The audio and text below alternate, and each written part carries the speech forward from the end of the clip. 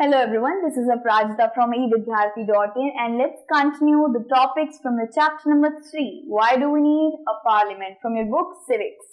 ठीक है, so topic पे आते हैं to control, guide and inform the government.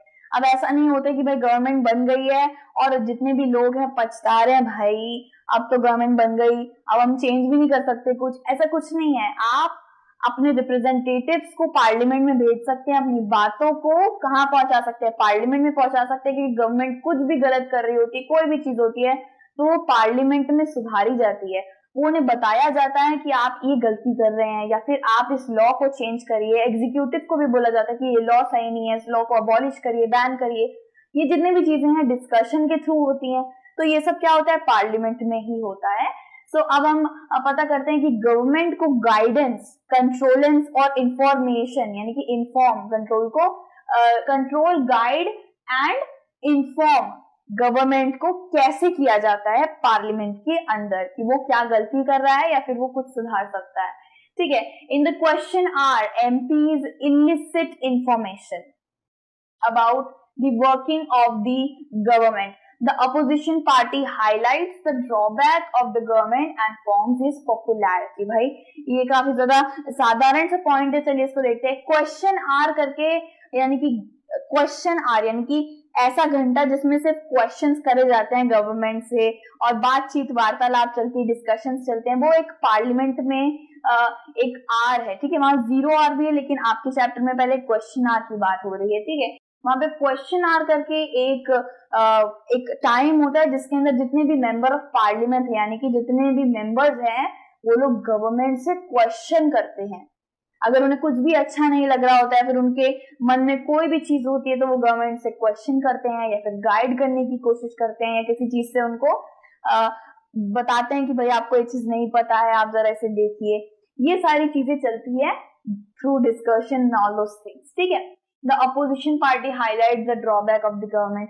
अब भाई आपको तो पता है कितना एनिमी ये सब रहता है, कितना दुश्मनी ये सब तो रहता ही है पार्टी के बीच में, राइट।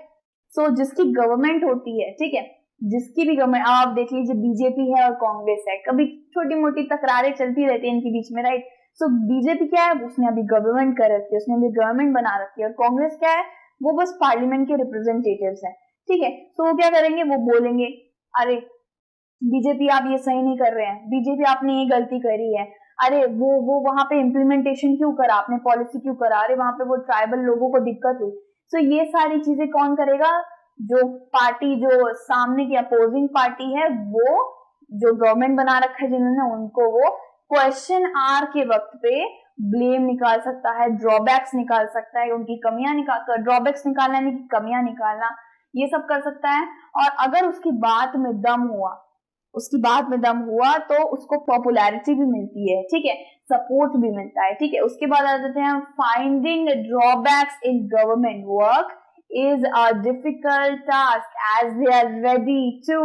इसका क्या मतलब होता है भाई, कोई भी मेंबर ऑफ पार्लियामेंट ऐसे ही गवर्नमेंट पे अपने क्वेश्चन नहीं छोड़ सकता। आप जो बोलोगे उसका, अगर वो अच्छी गवर्नमेंट है, अगर वो अपना काम सही से कर रही है, और सच में भाई स्पीचेस ये लोग तो तैयार करके आते हैं, जो गवर्नमेंट, समझ लीजिए मोदी जी हैं, वो गवर्नमेंट चला रहे हैं ना, अभी प्राइम मिनिस्टर हैं, तो जितने भी अपोजिंग हैं वो लोग बोलेंगे आपने ये करा वो करा, तो भाई वो भी रेडी रहते हैं बोलने के लिए, वो भी यहाँ से बैकफायर करने के लिए रेडी रहते हैं। तो क्या बोला गया है, ड्रॉबैक्स जो भी कोई एमपी निकालता है, मेंबर ऑफ पार्लियामेंट निकालता है, तो भाई सारे गवर्नमेंट के भी जितने लोग हैं वो भी तैयार रहते हैं कि हमने ये करा है, ये है, कोई गलती नहीं करी है, वगैरह वगैरह, दे आर रेडी टू। ठीक है, तो इसी के साथ हमारा ये टॉपिक आगे कंटिन्यू होता है। Parliament controls, guide and informs the government. अब पार्लियामेंट क्या करती है, रिप्रेजेंटेटिव्स होते हैं उसके अंदर, तो क्या करती है, गाइड करती है गवर्नमेंट को कि देखिए इतने सारे रिप्रेजेंटेटिव्स ने आपके खिलाफ ये बोला है, तो शायद आपको इसको थोड़ा ठीक करना चाहिए। तो क्या है, गाइडेंस मिल रही है, कंट्रोलेंस मिल रही है, इन्फॉर्म कर रहे हैं, तो इससे क्या करती है गवर्नमेंट और अच्छा फंक्शन करने की कोशिश करती है। ठीक है, उसके बाद क्या आता है, एमपीज इन्फॉर्म द पार्लियामेंट। अब भाई समझ लीजिए मैं एक मेंबर ऑफ पार्लियामेंट हूँ, ये देखिए इन्होंने ऐसे करा है, ये गवर्नमेंट ने ऐसे करा है, इनको बोलिए कि ये सही करे। तो ये जितने भी एमपी अगर मेजोरिटी में एक बात पे बोल रहे हैं तो वो चीज गवर्नमेंट को, जो गवर्नमेंट की जो पार्टी है जिसने गवर्नमेंट फॉर्म कर रखी है, बीजेपी समझ लीजिए, तो वो उन्हें बोल रही है एंड क्या वो उनको सही करना पड़ेगा, वो फिर इम्प्लीमेंट करना पड़ेगा इस चीज को, ठीक है। कोई भी एमपी क्या करता है, पार्लियामेंट को इन्फॉर्म करता है, डिस्कशन डिबेट करता है और फिर गवर्नमेंट यानी कि बीजेपी उसको ठीक करना पड़ेगा उस चीज को, समझ रहे हैं। फिर आता है that's how government is controlled, guided and informed, ठीक है। एमपी जितने भी है, मेंबर ऑफ पार्लियामेंट, वो लोग पार्लियामेंट में डिस्कशन करते हैं, डिबेट करते हैं। गवर्नमेंट जिसने फॉर्म कर रखी है, कौन सी पार्टी ने, बीजेपी ने फॉर्म कर रखी है, अभी तो कर रखी है तो बीजेपी ही ले रहे हैं, तो उसने फॉर्म कर रखी है, तो वो क्या कर रहा है, सारे एमपीज जो भी गलतियां कर रहे हैं, वो जो और सुधार कर सकते हैं, वो सब पार्लियामेंट में बता रहे हैं, डिस्कशन डिबेट कर रहे हैं, और इससे वो गवर्नमेंट वाली पार्टी उसे सही करने की कोशिश करेगी। That's how government is guided, control and informed, ठीक है। इसी के साथ हमारा ये टॉपिक कंप्लीट होता है। बाकी के टॉपिक्स हम नेक्स्ट वीडियो में कंटिन्यू करेंगे। Till then take care, bye bye.